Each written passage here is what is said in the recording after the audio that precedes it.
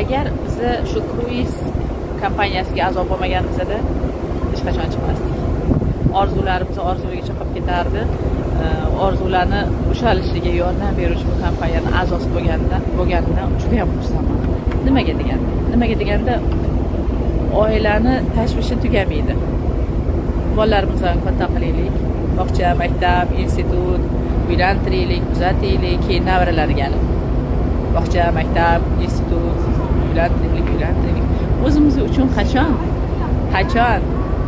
shuni o'ylaylik-da, agar negativ bo'lsa, o'ylab ko'raylik. Bitta qo'yni kam kiyaylik, sal kamroq ovqat yeylik, sal ekonom qilaylik. Hammaga qo'sha narsalarni olib berish, kerak emas narsalarni sotib olish, uy anjomlarini har yili yangilash shart emas. Hammasi qolib ketadi. Hamma narsa qolib ketadi. Bolalarimizga bizdan qolgan